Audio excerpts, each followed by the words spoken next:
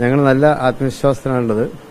തെരഞ്ഞെടുപ്പിന്റെ പ്രചാരണത്തിന്റെ ഓരോ ഘട്ടത്തിലും ഒന്നിനൊന്ന് മെച്ചമായ രീതിയിലാണ് അവിടെ നിന്നുള്ള അഭിപ്രായങ്ങളൊക്കെ നമുക്ക് കിട്ടിക്കൊണ്ടിരിക്കുന്നത്. പിന്നെ നാളെ ജനങ്ങൾ പോളിംഗ് ബൂത്തിലേക്ക് പോവുകയാണ്.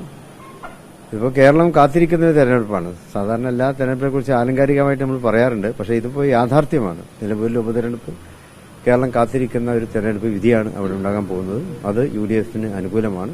കാരണം അത്രമാത്രം ഭരണവിരുദ്ധ വികാരം സംസ്ഥാനത്ത് ആഞ്ഞടിച്ചുകൊണ്ടിരിക്കുന്നു. അപ്പോൾ അതിനുള്ള ഒരു പരിഹാരം UDF-നെ അധികാരത്തിലേക്ക് തിരിച്ചു കൊണ്ടുവരിക എന്നുള്ളതാണ്. അപ്പോൾ അധികാരത്തിലേക്ക് തിരിച്ചു വരാനുള്ള അതിനൊരു നല്ലൊരു വഴി ഇപ്പോൾ നിലമ്പൂരിൽ ഒരുങ്ങിക്കഴിഞ്ഞു. അതിപ്പോൾ 19 നാളത്തെ ഇലക്ഷനോട് കൂടി അവിടെ വിധേയത്ത് ആകും. വളരെ വലിയ ഭൂരിപക്ഷത്തിന് ഐക്യജനാധിപത്യ മുന്നണി ഷൌക്കത്ത് അവിടെ വിജയിക്കും. സ്വാഭാവികമാണല്ലോ, ഇഷ്യൂസ് ഉണ്ടാകുമ്പോൾ അതിനനുസരിച്ച് അവിടെ ടൈറ്റ് ആവും. അതവിടെ ഉണ്ടായിട്ടുണ്ട്. കാരണം ഇഷ്യൂസ് ഇഷ്ടം പോലെ ഉണ്ട് അവിടെ.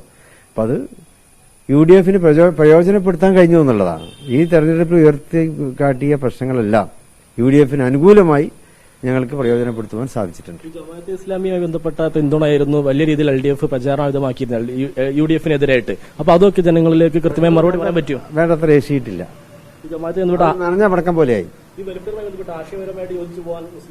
ഇനിയിപ്പോ ഇന്നത്തെ ഈ ഫൈനൽ ദിവസം കോൺട്രവേഴ്സിക്ക് നോക്കണ്ട, ലാസ്റ്റ് ഡേ ആണല്ലോ. അപ്പൊ ലാസ്റ്റ് ഡേ ആണ്. ഇന്നത്തെ പുതിയ കോൺട്രവേഴ്സി ഗോവിന്ദ മാഷ് വന്നിട്ടുണ്ടല്ലോ, അത് ചർച്ച ചെയ്യാം. മറ്റത് താങ്കൾ പറഞ്ഞ മാതിരി ഒരു നനഞ്ഞ പടക്കാണ്, അത് കഴിഞ്ഞുപോയി. ആ മഴയത്ത് നനഞ്ഞുപോയി.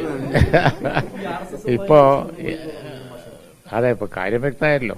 കാര്യം അത് ഇത്രയും ദിവസം പറഞ്ഞതൊക്കെ വെറുതെ ആയിരുന്നു എന്നുള്ളതും യഥാർത്ഥം എന്താന്നുള്ളതും അവസാനം ഗോവിന്ദ മാഷ് തന്നെ പറഞ്ഞു. അതുപോലെ തന്നെ കാര്യങ്ങളൊക്കെ വളരെ വ്യക്തമായി. അവരാണ് എല്ലാ തരം കൂട്ടുകെട്ടുകളും മാറി മാറി വൈവിധ്യമാർന്ന കൂട്ടുകെട്ടുകൾ തരാതരം പോലെ ഉണ്ടാക്കിയത് അവരാണ്. അത് മറച്ചു വെക്കാൻ കഴിയില്ല. ഇപ്പൊ ഈ പറഞ്ഞ ബന്ധത്തിന്റെയൊക്കെ ഫോട്ടോ ഒക്കെ അവിടെ സോഷ്യൽ മീഡിയയിലൊക്കെ പ്രചരിച്ചില്ലേ, അവരില്ല എന്ന് പറഞ്ഞതിന്റെ. ഇപ്പൊ അവസാനം വന്നപ്പോ ഉണ്ടെന്നുള്ള സർട്ടിഫിക്കറ്റും വന്നു. അതുകൊണ്ട് ഇനി അല്ല, ഉള്ളത് ലഘൂകരിക്കാൻ കഴിയില്ലല്ലോ. ഇല്ലാത്ത പറയുമ്പോഴാണ് ഏശാത്തത്, നനഞ്ഞ വടക്കാകുന്നത്. ഞങ്ങള് കോൺഗ്രസോ UDF-ഓ ഇത്തരം ബന്ധങ്ങളൊന്നും ഉണ്ടാക്കിയിട്ടില്ല. അതൊക്കെ ഇവർ വലിയ ഒച്ചത്ത് പറയുകയാണ്, വെറുതെ ഇല്ലാത്ത കാര്യങ്ങൾ.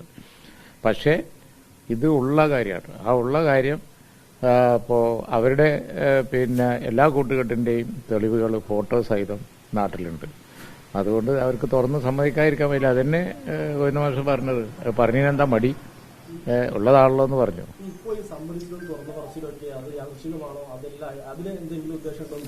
അല്ല, നിലമ്പൂർ ഏതായാലും കൈവിട്ടുപോയി. അപ്പൊ ഇനി ഇത് അതുകൊണ്ട് വല്ല പ്രയോജനം ഉണ്ടാവുന്ന അടുത്ത തെരഞ്ഞെടുപ്പിലേക്ക് നോക്കുമായിരിക്കും. നിലമ്പൂരിലേതായാലും അതുകൊണ്ട് യാതൊരു കാര്യമില്ല. അവർ പറഞ്ഞതിന് വിരുദ്ധമായിട്ട് അവസാനത്തെ ദിവസം വന്ന് പറഞ്ഞാൽ ജനങ്ങൾ വിടുവോ? അപ്പൊ നിലമ്പൂരിൽ അത് യേശൂല. ഈ പോളിംഗ് ശതമാനം കുറയും എന്നൊരു വിലയിരുത്തലൊക്കെ തന്നെ തുടർച്ചയായി ഉണ്ടാകുന്ന തെരഞ്ഞെടുപ്പ് ജനങ്ങളുടെ മടുപ്പുണ്ട്, കൂടുതൽ ആളുകളും അല്ല. അതിപ്പോ ഇവിടെ തങ്ങൾ പറഞ്ഞ തന്നെയാണ്. മത്സരത്തിൽ നിങ്ങൾക്ക് തോന്നുന്ന ടൈറ്റാണത്. ഭൂരിപക്ഷം കിട്ടി UDF ജയിക്കും. ആ കാര്യത്തിൽ സംശയം വേണ്ട. അല്ല, അങ്ങനല്ല, എണ്ണിയാലേ പിന്നെ നമ്പർ വരുള്ളൂ. പക്ഷെ നല്ല ഭൂരിപക്ഷത്തിൽ UDF ജയിക്കും. ആ കോൺഫിഡൻസ് ആണ് ഞങ്ങൾ നിലമ്പൂർ വെച്ച് പ്രകടിപ്പിച്ചത്.